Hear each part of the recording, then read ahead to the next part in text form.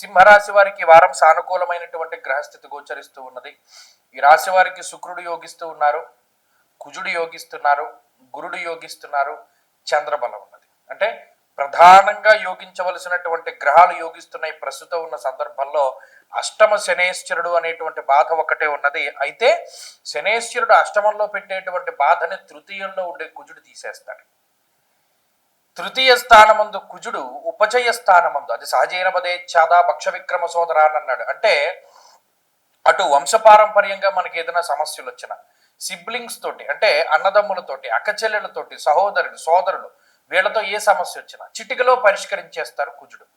భూ సంబంధమైనటువంటి లావాదేవీలు, లిటిగేషన్లో ఇరుక్కుపోయి అనేక రకాల కోర్టు కేసుల్లో చిక్కుకున్నటువంటి భూములు సైతము వీరు విడిపించుకోగలుగుతారు. భూలాభము అనేటువంటిది సింహరాశి వారికి ఉన్నది.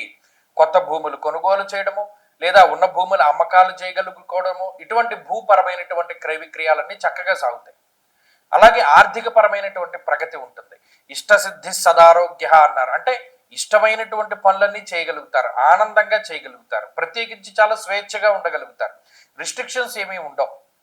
అంటే గతంలో ఏదైనా మనకి రిస్ట్రిక్షన్స్ ఉంటే తిండికి సంబంధించి, డబ్బుకి సంబంధించి, మాట్లాడటానికి సంబంధించి, ఇప్పుడు అటువంటివి ఏముండవు. వాక్ స్వాతంత్రము, ఐశ్వర్యము, డబ్బు స్వాతంత్రము, అలాగే తిండికి సంబంధించిన స్వాతంత్రం అన్నీ కూడా సింహరాశి వారికి లభిస్తాయి.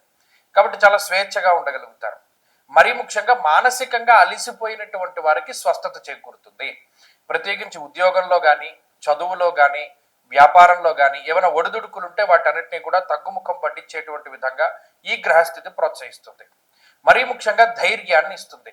అమ్మో గతంలో మనం ఇదేదో పెద్ద వ్యాధని భయపడ్డామో, పెద్ద మనకి అనారోగ్య సమస్యలేమో అని భయపడ్డామో, పోలే అంత భయం అక్కర్లేదు, ఇది చిన్నదే, దీంతో పోతుంది అనేటువంటి విధంగా ఏదో ఒక ఉపద్రవం తప్పింది అనేటువంటి సూచనలు ఈ రాశి వారికి ఎక్కువగా కనబడుతూ ఉంటాయి.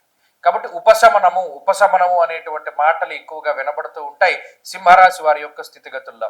కాబట్టి మీ ప్రయత్నం మీరు చేయండి, అభివృద్ధి ఖచ్చితంగా ఉంటుంది.